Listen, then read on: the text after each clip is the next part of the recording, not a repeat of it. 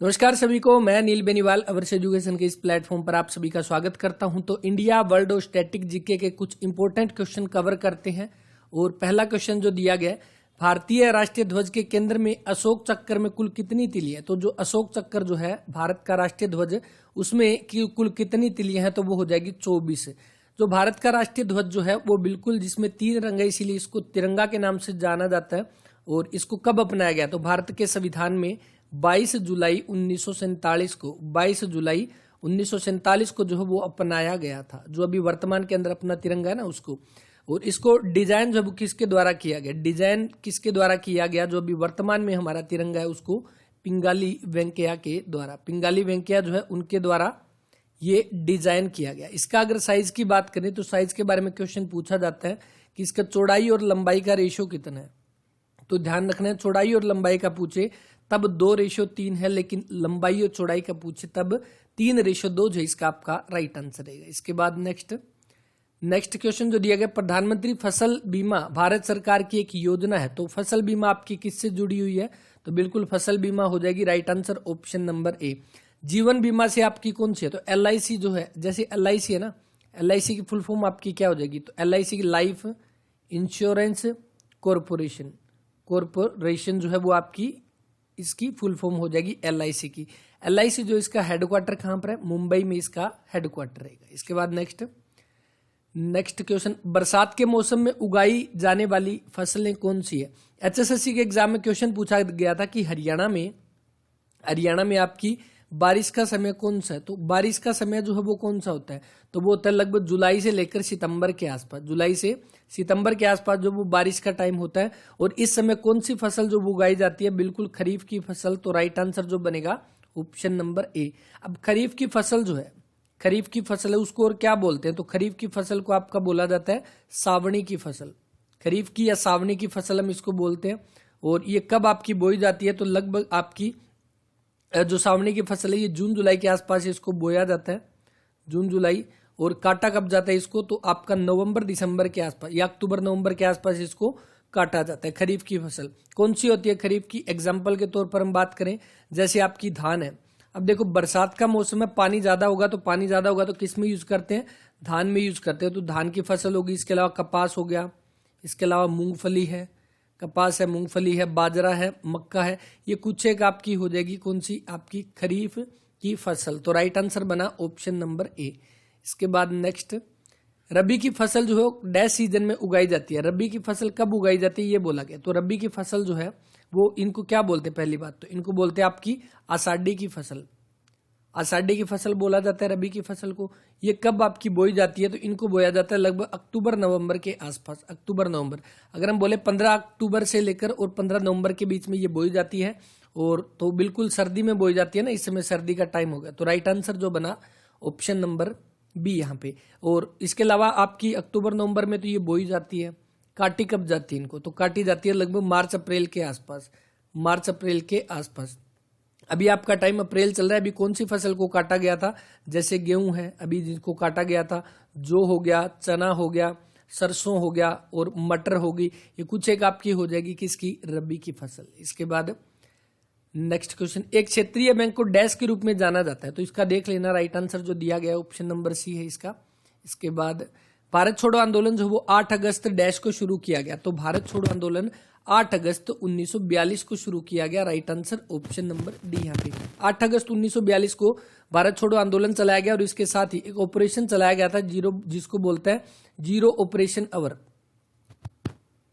या इसको हम ऑपरेशन जीरो ओवर भी बोल सकते हैं, ऑपरेशन जीरो ओवर। तो ये ऑपरेशन जीरो ओवर कब चलाया गया था, तो ये इसी दिन चलाया गया था। तो 8 अगस्त 1942 को जितने भी मेन नेता थे उन सभी को उठाकर जेल के अंदर बंद कर दिया गया था। इसी को बोला गया था ऑपरेशन जीरो ओवर। और इसके बाद ये आंदोलन जो ये अपने आप चला था, यानी स्वयं प्रेरित आंदोलन था, इसका कोई भी नेता नहीं था। 1942 ऑप्शन नंबर डी इसका जो है वो राइट आंसर है। और इसी के अंदर एक नारा जो दिया गया था जो इंपॉर्टेंट है, करो या मरो का नारा। और ये करो या मरो का नारा किसके द्वारा दिया गया, ये दिया गया महात्मा गांधी के द्वारा। ठीक है, महात्मा गांधी ने नारा दिया था करो या मरो का। इसके अलावा ऑप्शन में देखो 1931 जो देर का, 1931 में कौन सी इंपॉर्टेंट घटना हुई थी, गांधी इरविन समझौता।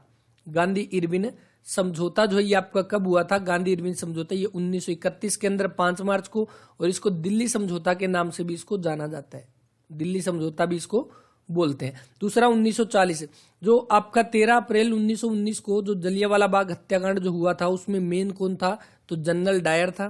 तो इसी डायर को जो है वो हत्या कर दी जाती है 1940 के अंदर, और कब, 13 मार्च 1940 को।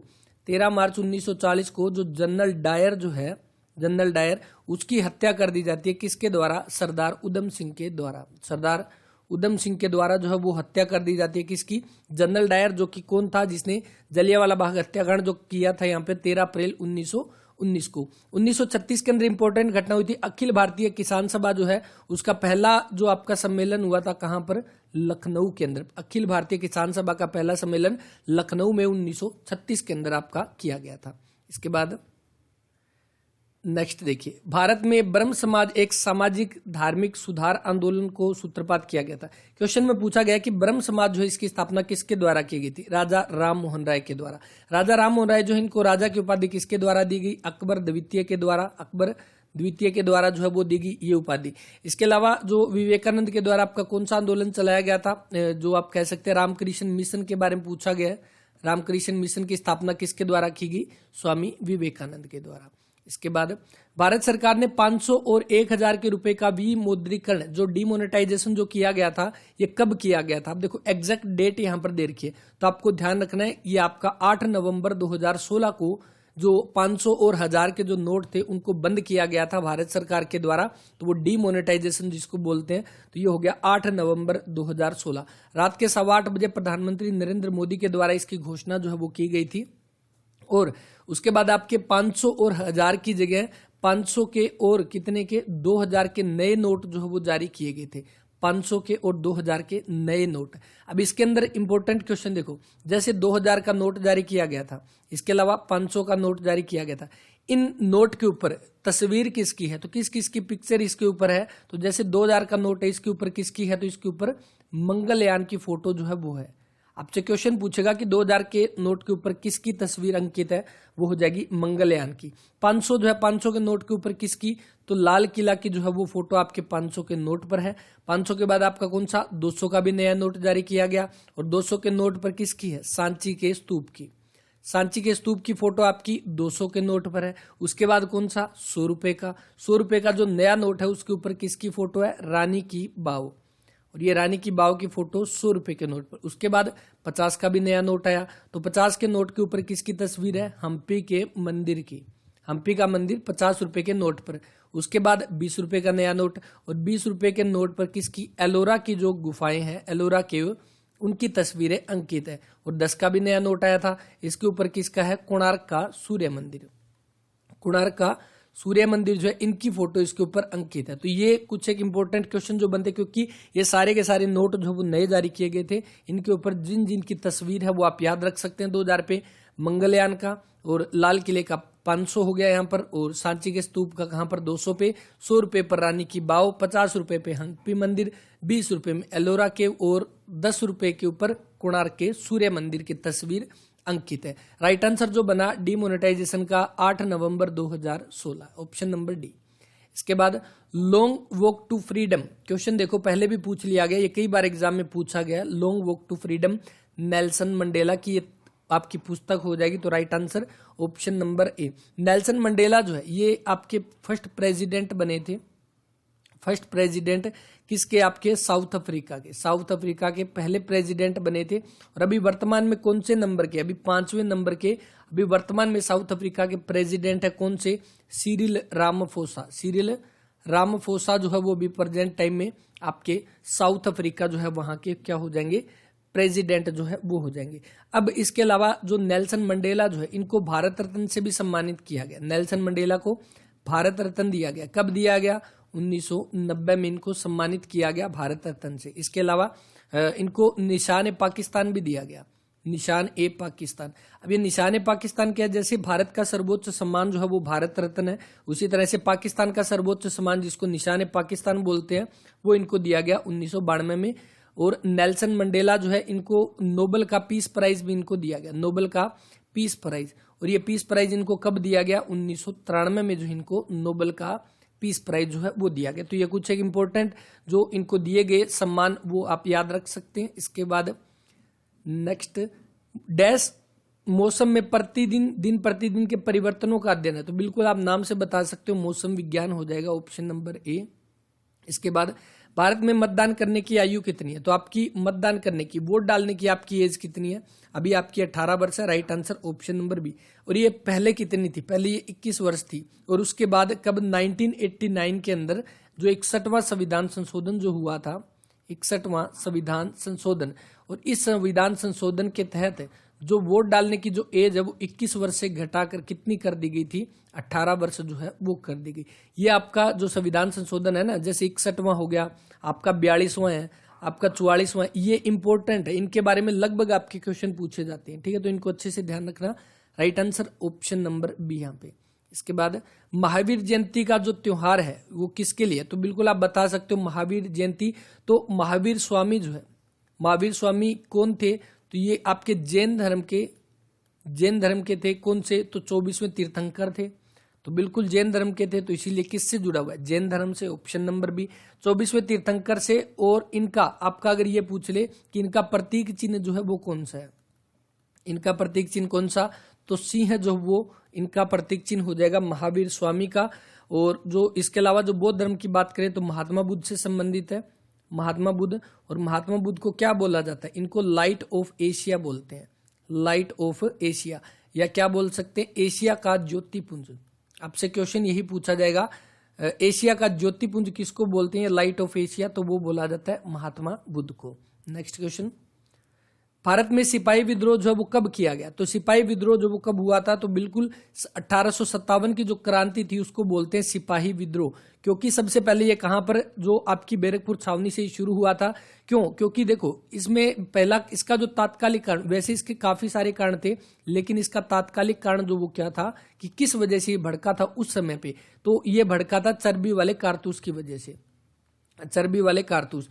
क्योंकि पहले क्या था, पहले यहाँ पर जो सैनिकों को जो बंदूक दी जाती थी वो आपकी थी पुरानी बंदूक जो हुआ करती जिसको बोलते हैं ब्राउन बेस। तो ये ब्राउन बेस बंदूक हुआ करती थी। इसकी जगह पे नई बंदूक जो वो दी गई एनफील्ड राइफल्स की आपकी नई बंदूकें दी गई। तो इन बंदूकों में क्या था, जो कारतूस जो डला करते थे वो मुंह से छील कर डाला करते थे। जैसे ये कारतूस हो गया, कारतूस का जो ढक्कन था उसको मुंह से छील के इसके अंदर का बारूद इनके अंदर डाल के एक डंडी से उनको उसके अंदर जो फिट किया जाता था। लेकिन उसके अंदर क्या था, ये जो ढक्कन जो था ये किससे बना होता था? गाय व सूअर की चर्बी से बना होता था। अब खोलना तो मुंह से पड़ता था, इसीलिए क्योंकि गाय सबसे पवित्र मानते हैं, गाय को सबसे पवित्र मानते हैं हिंदू धर्म के लोग, और सूअर को मतलब अपवित्र मानते हैं मुस्लिम धर्म के लोग। इसीलिए जो ये जो है इनके मतलब एक तरह से धर्म के साथ खिलवाड़ हुआ था। इसीलिए यहाँ पे जो हिंदू और मुसलमान जितने भी सैनिक थे वो सभी के सभी यहाँ पे अंग्रेजों के विरुद्ध हुए थे, और उन्होंने जो एक विद्रोह शुरू किया था। और इसके बाद सबसे पहले किसने? मंगल पांडे ने ये शुरू किया था, मंगल पांडे। लेकिन मंगल पांडे को यहाँ पर पकड़ के फांसी दे दी जाती है। कब? 8 अप्रैल 1857 को। 8 अप्रैल 1857 को मंगल पांडे को फांसी दी जाती है। इसके बाद धीरे धीरे करके जो 1857 की क्रांति है ये जगह जगह पे भड़क जाती है। और ये कब शुरू होती है? तो 10 मई 1857 को जो 1857 की क्रांति जो है वो शुरू होती है, और भारत में अपने हरियाणा के अंदर अंबाला से ये शुरू हो जाती है। तो ये कुछ है कि इनके बारे में ध्यान रख सकते हैं कि मंगल पांडे को फांसी कब दी गई? 8 अप्रैल 1857 की क्रांति या सिपाही विद्रोह जो है वो आपका कब शुरू हुआ? 10 मई 1857 को जो है ये आपका शुरू हुआ था, ठीक है। और बाकी ये 1857 है, इससे एग्जैक्ट 100 साल पहले 1757 की एक लड़ाई हुई थी जिसके बारे में कई बार एग्जाम में पूछा जाता है, जो कि प्लासी का युद्ध। प्लासी का युद्ध और बक्सर का युद्ध, दो युद्ध है ना, एक प्लासी का एक बक्सर का। तो बक्सर का आपका 1964 में हुआ था, और प्लासी का युद्ध आपका 1757 में 23 जून 1757 को प्लासी का युद्ध जो है वो किया गया था। इसके बाद नेक्स्ट, प्रधानमंत्री सुरक्षा बीमा योजना जो है वो गरीबों के लिए योजना है, तो किसके लिए? तो दुर्घटना बीमा से, ऑप्शन नंबर डी। इसके बाद नेक्स्ट देखिए, भारत में हरित क्रांति का जनक किसको बोलते हैं? तो हरित क्रांति जो है वो भारत में अगर ये पूछ ले कि भारत में हरित क्रांति कब आई थी, तो भारत में हरित क्रांति लगभग आपकी आई थी 1967 से 68 के आसपास, ठीक है। तो ये अगर क्वेश्चन पूछे तो इसको ध्यान रखना, 1967-68 के आसपास भारत में हरित क्रांति जो है वो आई थी। और इसका आपका राइट आंसर जो बनेगा ऑप्शन नंबर ए, MS स्वामीनाथन को भारत में हरित क्रांति का जनक बोलते हैं, लेकिन अगर वैसे पूछ ले कि हरित क्रांति का जनक कौन है, हरित क्रांति, तो वो हो जाएगा नॉर्मन बोरलॉग को जो है वो बोलते हैं हरित क्रांति का जनक, लेकिन भारत के अंदर MS स्वामीनाथन को बोला जाता है। डॉक्टर वर्गीस कुरियन जो दे रखा है ये किससे जुड़े हुए हैं, ये आपकी श्वेत क्रांति के जनक है। श्वेत क्रांति, ये ऊपर हरित क्रांति की बात की जा रही थी, ये श्वेत क्रांति के जनक है। और श्वेत क्रांति किससे संबंधित है, ये आपकी दूध से। जैसे आपसे ये पूछ ले ऑपरेशन फ्लड जो है वो किससे जुड़ा हुआ है, ऑपरेशन फ्लड, तो ऑपरेशन फ्लड भी किससे जुड़ा हुआ है, ये भी दूध से जुड़ा हुआ है। और श्वेत क्रांति के जनक किसको बोलते हैं, डॉक्टर वर्गीस कुरियन को बोला जाता है। ऑपरेशन फ्लड कब, 1970 आपका। इसके बाद नेक्स्ट क्वेश्चन जो दिया गया, राजा पृथ्वीराज जो है वो किस राजवंश से थे, बिल्कुल पृथ्वीराज चौहान हम पढ़ते हैं, पृथ्वीराज चौहान, तो राइट आंसर जो बना ऑप्शन नंबर सी। चौहान जो है, पृथ्वीराज चौहान के आपके दो युद्ध हुए थे, 1191 1192, 1191 और 1192 के बीच में मोहम्मद गोरी के साथ पहले में जीत जाते हैं, दूसरे में हार जाते हैं। पृथ्वीराज चौहान के दरबारी कवि कौन, चंद्रबरदाई, ये भी क्वेश्चन में पूछा जाता है। चंद्रबरदाई जिनके द्वारा पुस्तक लिखी गई कौन सी, पृथ्वीराज रासो, ठीक है, तो ये भी देख लेना। अब देखो पृथ्वीराज चौहान जो है, इन्होंने हरियाणा के अंदर जो हांसी का किला है, हांसी का अस्सीगढ़ का किला, वो जो है वो बनाया था। और इस हांसी का जो अस्सीगढ़ का किला जो इसको क्या बोलते हैं, तलवारों का किला भी इसको बोला जाता है, तलवारों का किला, ये हांसी के अंदर है। गुहाना का किला भी किसके द्वारा, पृथ्वीराज चौहान के द्वारा जो है वो बनाया गया। मौर्य साम्राज्य जो है इससे जुड़ा हुआ कौन है, चंद्रगुप्त मौर्य है। चंद्रगुप्त मौर्य किससे, तो मौर्य साम्राज्य से। गुप्त वंश से जुड़ा हुआ इंपोर्टेंट कौन सा हो जाएगा, समुद्रगुप्त। समुद्रगुप्त आपसे पूछ ले, जिसको क्या बोलते हैं, भारत का नेपोलियन जिसको बोला जाता है, भारत का नेपोलियन। और ये आपका किससे, तो गुप्त वंश से संबंधित है। वहीं पे खिलजी वंश की अगर बात की जाए, खिलजी वंश का आपका जो टाइम पीरियड कितना था, 1290 से 1320 तक। किसके द्वारा इसकी स्थापना की जाती है खिलजी वंश की, जलालुद्दीन फिरोज खिलजी, जलालुद्दीन फिरोज खिलजी के द्वारा जो वो स्थापना की जाती है। अगर दिल्ली सल्तनत की बात करें तो 1206 में सबसे पहले आपका कौन सा, गुलाम वंश आता है, गुलाम वंश। और गुलाम वंश जो आपका कब से कब तक चलता है, 1290 तक। और यानी कि आपका कौन सा, दिल्ली सल्तनत का दूसरा वंश आपका जो है वो खिलजी वंश है, जो कि 1290 से लेकर 1320 तक जो है वो आपका चला था। इसके बाद नेक्स्ट क्वेश्चन, स्वामी विवेकानंद जो है इनके आपके गुरु कौन थे। देखो ये क्वेश्चन कितनी बार आ चुका है, स्वामी विवेकानंद के बिल्कुल रामकृष्ण परमहंस जो है वो इनके गुरु थे। और इन्हीं के नाम पर इन्होंने रामकृष्ण मठ की जो है वो स्थापना की थी। और रामकृष्ण जो आपका मिशन जो है उसकी भी स्थापना स्वामी विवेकानंद के द्वारा की गई थी। स्वामी विवेकानंद का जन्म दिवस कब मनाते हैं और किस डे के रूप में मनाते हैं, कमेंट करना। देखिए स्वामी एंड फ्रेंड्स, ये पुस्तक जो किसके द्वारा लिखी गई, तो ये किसके द्वारा, ये हो जाएगी R.K. नारायण के द्वारा। राइट आंसर ऑप्शन नंबर ए यहाँ पे। इसके अलावा जो यहाँ पर दे रखा है कौन सा, चेतन भगत, तो चेतन भगत जो है इनकी इंपॉर्टेंट कौन कौन सी है। जैसे आपने मूवी देखी होगी कौन सी, हाफ गर्लफ्रेंड जो मूवी आई थी वो इनकी रचना है। हाफ गर्लफ्रेंड जो मूवी आई थी वो किसकी, चेतन भगत की एक बुक है, उसी के ऊपर ये बेस है। इसके अलावा टू स्टेट्स के नाम से एक मूवी आई थी, वो भी किसकी, चेतन भगत की रचना, उसी के ऊपर मूवी बनी थी। 3 इडियट्स जो आपने मूवी देखी थी वो किसकी रचना है, वो चेतन भगत की रचना है। लेकिन ये आपकी एक इनकी नोवेल थी 5 पॉइंट्स सम वन के नाम से इनकी एक रचना थी। और इसी के ऊपर बेस आपकी 3 इडियट मूवी जो कि चेतन भगत की एक रचना है। इसके अलावा काई पोचे के नाम से भी एक मूवी आई थी, ये चारों की चारों जो है इनके ऊपर मूवी बनी है। ये चारों की चारों चेतन भगत जो है इन्हीं की रचना हो जाएगी। खुशवंत सिंह जो दे रखा है ना, खुशवंत सिंह, इनकी एक रचना है जो इंपॉर्टेंट है, train to Pakistan. Train to Pakistan जो है वो इनकी रचना हो जाएगी, किसकी, खुशवंत सिंह की। ये क्वेश्चन एग्जाम में पूछा गया है। विक्रम सेठ भी एक आपके क्या हो जाएंगे, एक राइटर जो है वो हो जाएंगे। इसके बाद नेक्स्ट क्वेश्चन, गुरु नानक जयंती जो आपकी, इससे पहले देखिए कर्म योग और राजयोग डैश की कृतियां हैं। कर्म योग और राजयोग जो है किसकी, तो स्वामी विवेकानंद की आपकी रचना हो जाएगी। ये तो कृतियां हो जाएगी ऑप्शन नंबर ए। कर्म योग हो गया, राजयोग हो गया, इसके अलावा भक्ति योग और आपका कौन सा, ज्ञान योग। ये सारी की सारी किससे जुड़ी हुई है, ये आपकी स्वामी विवेकानंद से जुड़ी हुई है। चाणक्य जिनको विष्णुगुप्त के नाम से भी जानते हैं और कौटिल्य के नाम से भी जाना जाता है, इनकी कौन सी रचना है, इनकी आपकी रचना हो जाएगी अर्थशास्त्र। अर्थशास्त्र हो जाएगी इनकी रचना। महर्षि वाल्मीकि जो है इनकी आपकी कौन सी, तो इनकी आपकी हो जाएगी रामायण। रामायण के रचयिता पूछ ले तो कौन हो जाएंगे, महर्षि वाल्मीकि जो है वो रामायण के रचयिता हो जाएंगे। इसके बाद नेक्स्ट, गुरु नानक जयंती एक त्योहार है। गुरु नानक जिनको क्या बोलते हैं, सिख धर्म, सिख संप्रदाय की स्थापना किसके द्वारा की गई, तो वो की गई गुरु नानक देव के द्वारा। ये इनके पहले गुरु थे, गुरु नानक देव है। इनका संबंध कहाँ से है, ननकाना साहिब पाकिस्तान से जो है इनका संबंध है, पाकिस्तान से। और ननकाना साहिब पाकिस्तान में इनका जन्म हुआ 1469 ईस्वी के अंदर, और ये सिख धर्म से संबंधित है। Right answer option number C यहाँ पे। इसके बाद खरीफ फसलों के उदाहरण कौन से, तो देखो खरीफ फसल के अंदर अगर हम देखें धान और गेहूं, गेहूं आपकी कौन सी, रबी की फसल। इधर देखो मूंगफली हो गया और कौन सी, मटर, तो आपकी गेहूं के साथ कौन सी आती है, मटर आती है, ये आपकी रबी की फसल है। इसके अलावा जौ और मक्का, तो देखो यहाँ पर जो है वो कौन सी, रबी की फसल है, मक्का आपकी खरीफ। तो बिल्कुल राइट आंसर जो बनेगा ऑप्शन नंबर सी यहाँ पे। इसके बाद नेक्स्ट देखो रबी की फसलों के उदाहरण, देखो खरीफ और रबी के ऊपर कितने सारे क्वेश्चन पूछे गए, सारे के सारे प्रीवियस ईयर पेपर है, तो इनमें आप देख सकते हैं कितने क्वेश्चन यहाँ पर पूछे गए हैं। रबी की फसलों के उदाहरण कौन से हैं, तो रबी के अंदर अगर हम बात करें धान, ये अभी हमने बात किया खरीफ की फसल है।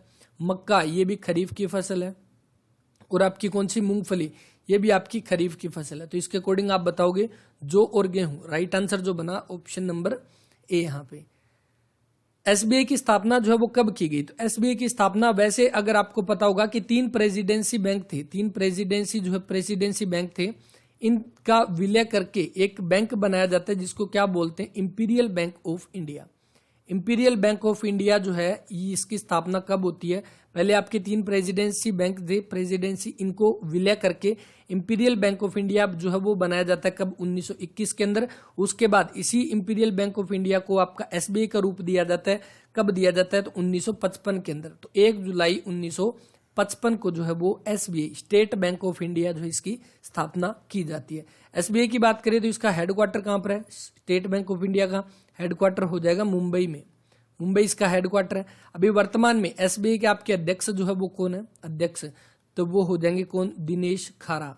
तो दिनेश खारा जो है वो अभी वर्तमान में एसबीआई के अध्यक्ष हो जाएंगे। इसके बाद नेक्स्ट, भारत में पहली ट्रेन 1853 में बॉम्बे से कहां तक चली, बॉम्बे से ठाणे तक चली थी। तो ये आपका देखो राइट आंसर ऑप्शन नंबर ए। और 1853 में कितनी किलोमीटर चली थी, तो ये लगभग 34 किलोमीटर ये लंबाई जो है वो दूरी तय की थी। कब चली थी, 1853 में, बिल्कुल 16 अप्रैल 1853 को, 16 अप्रैल 1853 को जो वो भारत की पहली ट्रेन चली थी। किसके टाइम में चली थी, तो ये डलहौजी के टाइम में चली थी, डलहौजी के टाइम में। तो डलहौजी के टाइम में जो है वो पहली ट्रेन चली थी 1853 के अंदर। और हरियाणा में कब चली थी आपकी, इससे एग्जैक्ट आपकी कितनी, ये 1853 है ना, 1873 के अंदर, यानी कि 20 साल के बाद हरियाणा के अंदर जो पहली ट्रेन चली थी, जो कि कहाँ से, दिल्ली से रेवाड़ी चली थी, दिल्ली से रेवाड़ी जो है वो ट्रेन चली थी। अब इसमें क्या है, भारत के अंदर जो रेल लाइनें जो है ना, उनके 3 टाइप है। अब आपसे क्वेश्चन क्या पूछा जाएगा, पटरियों के टाइप, यानी कि 3 प्रकार की रेलवे लाइन है, उनको किस तरह से, जैसे एक आपसे पूछ ले, बड़ी लाइन जो है, बड़ी लाइन हो गया, जिसको हम क्या बोलते हैं, ब्रॉड गेज बोलते हैं, ब्रॉड गेज। तो ये ब्रॉड गेज जो इसकी लंबाई कितनी होती है पटरियों के बीच की जो आपकी, तो इसकी होती है 1.676 मीटर। दूसरा आपसे पूछ ले कि मीटर गेज, आपसे पूछ ले मीटर गेज, ये कितनी होती है इसके अंदर, तो इसके अंदर आपकी लगभग 1 मीटर जो वो आपकी क्या होती है, चौड़ाई होती है। और वहीं पे ब्रॉड गेज हो गया, मीटर गेज। इसके अलावा नैरो गेज, नैरो गेज जो है इसके अंदर आपकी कितनी होती है, तो लगभग 0.610 मीटर जो है ये पटरियों की आपकी जो चौड़ाई हो जाएगी। तो ये आप ध्यान रख सकते हैं, आपसे क्वेश्चन पूछेगा ब्रॉड गेज के बीच की चौड़ाई कितनी होती है, मीटर गेज में कितनी होती है, नैरो गेज में। सबसे बड़ी ब्रॉड गेज, सबसे छोटी नैरो गेज 0.610। आप देख सकते हैं ये 1.6 हो गया, ये 0.6 है और बीच में 1 हो गया, यानी इनको जोड़ोगे तो लगभग ऊपर वाले के आपके बराबर बैठेगा। तो इस तरह से आप इसको ध्यान रख सकते हैं। इसके बाद नेक्स्ट देखिए, 1000 मेगावाट शक्ति प्रजनन करने वाला भारत का पहला परमाणु प्लांट कौन सा, तो 1000 मेगावाट शक्ति प्रजनन करने वाला कुडनकुलम, ये इसको देख लेना, कुडनकुलम। तो ये कुडनकुलम कहां पर है, ये तमिलनाडु के अंदर है। अब कुछ एक जो परमाणु रिएक्टर जो है, परमाणु प्लांट जो, उनके बारे में देखना। देखिए जैसे तारापुर है, ये कहां पर है, महाराष्ट्र के अंदर। कलपक्कम जो है ये कहां पर है, कलपक्कम, तो कलपक्कम जो है ये हो जाएगा तमिलनाडु। अब देखो कुडनकुलम और कलपक्कम दोनों के दोनों तमिलनाडु में। नरोरा, ये नरोरा है, ध्यान रखना, नरोरा जो है वो कहां पर है, उत्तर प्रदेश के अंदर आपका नरोरा हो जाएगा। और इसके अलावा आपका कौन सा, कलपक्कम हो गया, कुडनकुलम हो गया, तारापुर महाराष्ट्र। एक गुजरात के अंदर है जो कौन सा, काकरापार, काकरा पार कहाँ पर है? गुजरात के अंदर हो जाएगा। ये कुछ एक है, इनके बारे में ध्यान रख सकते हैं, जैसे केगा हो गया कर्नाटक में, तो ये इनके बारे में ध्यान रख सकते हैं। क्वेश्चन डायरेक्ट पूछा जाएगा, या आपसे सही मैच वाले में क्वेश्चन ये पूछा जा सकता है। इसके बाद भारत डैश के मूल निवासी थे, तो बिल्कुल Dravid, right answer option number C इसका। इसके बाद निम्न में से किसने सुझाव दिया कि आर्यों का मूल स्थान मध्य एशिया था? तो आर्यों का मूल स्थान मध्य एशिया था, ये दिया गया था, एक जनरल फिलोसफर थे जिनको बोलते हैं मैक्स मूलर, तो right answer option number C यहाँ पे। इसके बाद 10 राजाओं के बीच की लड़ाई इस नदी के तट पर लड़ाई गई। 10 राजाओं की लड़ाई, जिसको क्या बोलते हैं? 10 राग का युद्ध भी बोलते हैं, 10 राग का युद्ध। और ये किसके बीच में हुआ? ये 10 राग का युद्ध ये होता है आपका, जो राजा सुदास जो था, सुदास व 10 आपके अलग थे, 10 राजा थे, उनके बीच में 10 राग का युद्ध होता है, इसलिए इसको 10 राजाओं की लड़ाई बोलते हैं। और ये आपके किस नदी के किनारे? तो किस नदी के किनारे? तो ये हो जाएगा रावी नदी के किनारे, right answer option number D. अब रावी तो ये बाद में रखा गया, इसका पुराना नाम क्या था? पुरुषणी नदी। क्वेश्चन के अंदर, आंसर के अंदर आपको दिया होगा पुरुषणी नदी, तो ध्यान रखना है पुरुषणी नदी के किनारे या रावी नदी के किनारे जब 10 राग का युद्ध किया गया था, और इसमें राजा सुदास जो वो इसके अंदर जीत जाता है। और इसका वर्णन कहां पर है? अगर आपसे ये पूछ ले कि 10 राग युद्ध का ऋग्वेद के अंदर, ऋग्वेद में जो है इस युद्ध का वर्णन किसमें है? तो ये 7वें मंडल के अंदर इसका उल्लेख है। 7वें मंडल में ऋग्वेद में उल्लेख किसका है? 10 राग युद्ध का है। किस नदी के किनारे? रावी नदी के किनारे, पुरुषणी नदी के किनारे ये युद्ध जो है वो लड़ा जाता है। अब देखो यहाँ पर एक झेलम दे रखा है, झेलम के किनारे भी एक युद्ध लड़ा गया था, जिसको क्या बोलते हैं? हाइडेस्पीज का युद्ध। हाइडेस्पीज का युद्ध जो है वो कहां पर? इसको झेलम का युद्ध भी बोलते हैं और हाइडेस्पीज का युद्ध भी बोला जाता है। ये किसके बीच में हुआ? सिकंदर व पोरस की सेना के बीच में, सिकंदर व पोरस की सेना के बीच में ये जो है युद्ध लड़ा गया था, हाइडेस्पीज का युद्ध। तो ये ध्यान रख सकते हैं, ये नेक्स्ट युद्ध इसमें।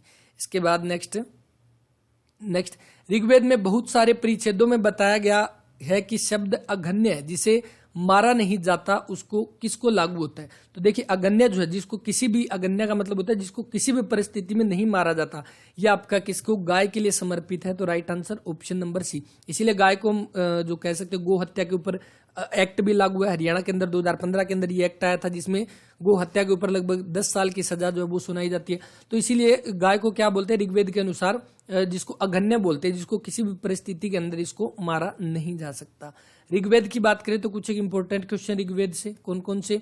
पहली बात तो ये सबसे पुराना मंडल हो गया, सबसे पुराना वेद हो गया, ठीक है। दूसरा ऋग्वेद का आपका तीसरा मंडल जो है, तीसरे मंडल के अंदर किसका उल्लेख है? तो गायत्री मंत्र का उल्लेख है, गायत्री मंत्र का उल्लेख है ऋग्वेद के तीसरे मंडल के अंदर आपका हो जाएगा। ऋग्वेद के अंदर सबसे पवित्र नदी किसको माना गया? सबसे पवित्र नदी किसको माना गया ऋग्वेद के अनुसार?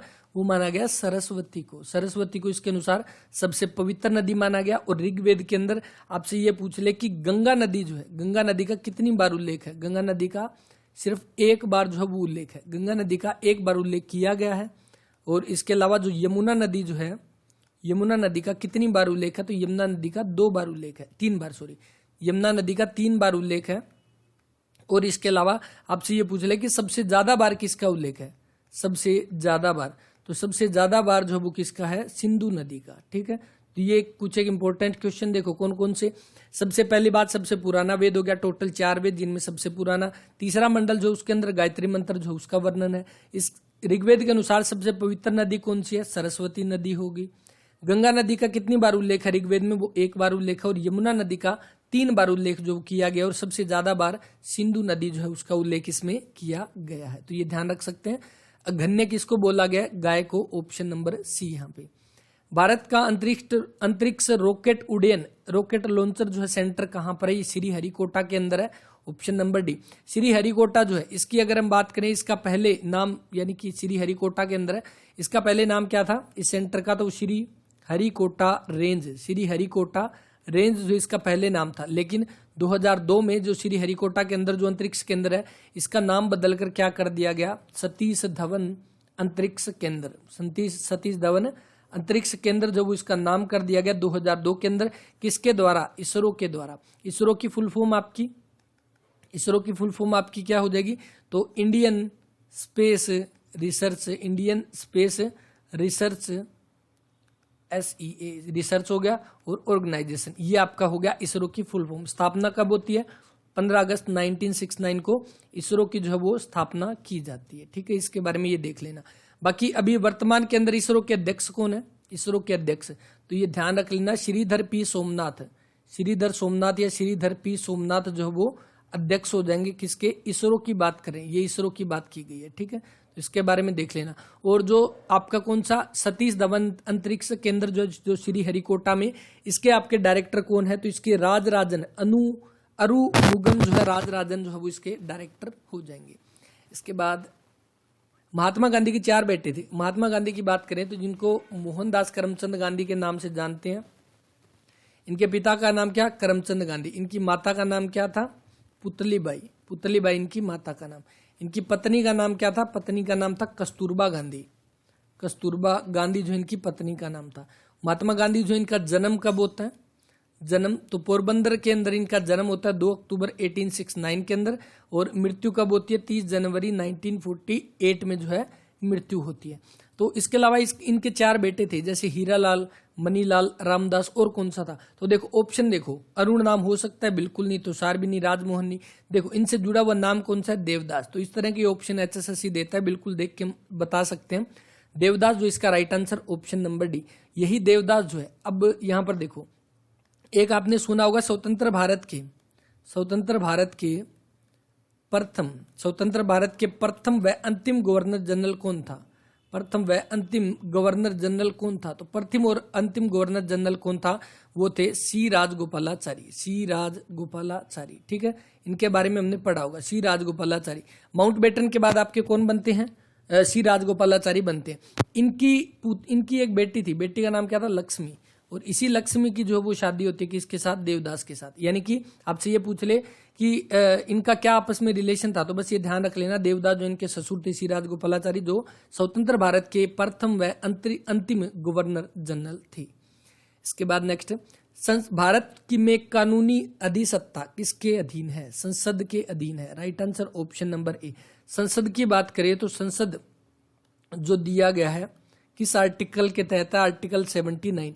इसके आपके क्या हो जाएंगे? 3 अंग है। अंग अगर पूछ लेना कितने हैं, जैसे लोकसभा, राज्यसभा और कौन सा? राष्ट्रपति। ये तो हो गए 3 अंग। क्वेश्चन आपसे पूछेगा संसद के अंग कितने हैं, तो 3 है। संसद के सदन कितने हैं? सदन सिर्फ 2 है, लोकसभा और राज्यसभा। ठीक है, लोकसभा और राज्यसभा क्या हो जाएंगे इसके आपके? इनके सदन 2 हो जाएंगे, और अंग कितने? 3। अब इनके आर्टिकल याद करना बिल्कुल ही सरल है। कैसे सरल है? देखो, सरल से याद करना बिल्कुल ही सरल है। संसद का 79, राज्यसभा का 80, लोकसभा का 81, इससे याद रख सकते हैं आप।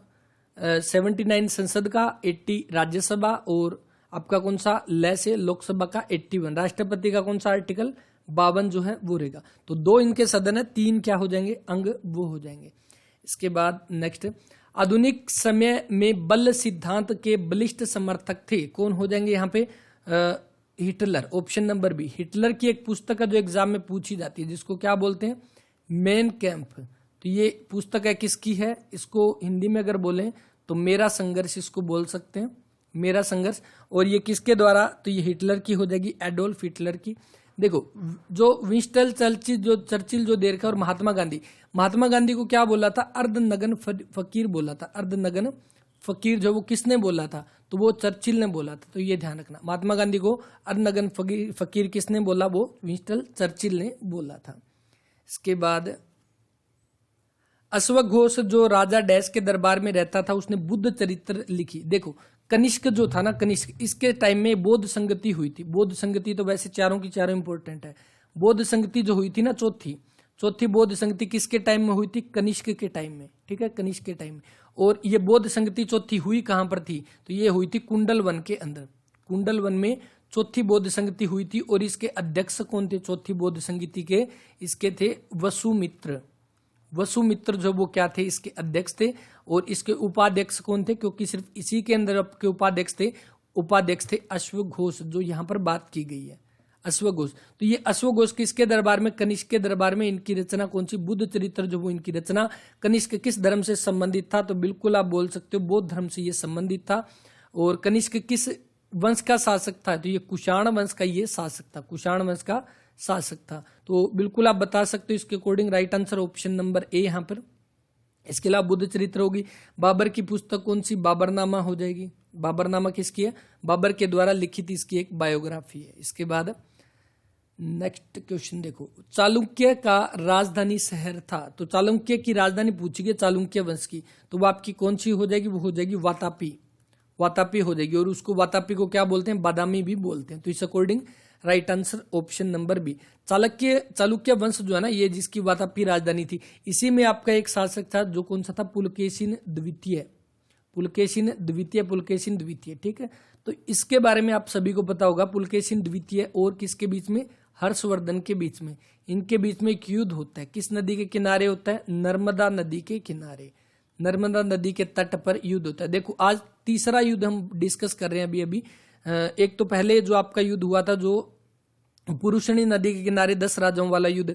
दूसरा सिकंदर और पोरस की सेना का बीच जो युद्ध हुआ था वो झेलम नदी के किनारे।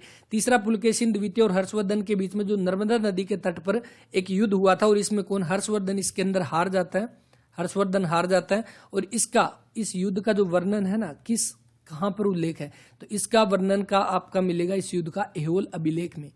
ऐहोल अभिलेख के अंदर पुलकेशिन द्वितीय और हर्षवर्धन के युद्ध का उल्लेख जो है वो मिलता है। तो इसको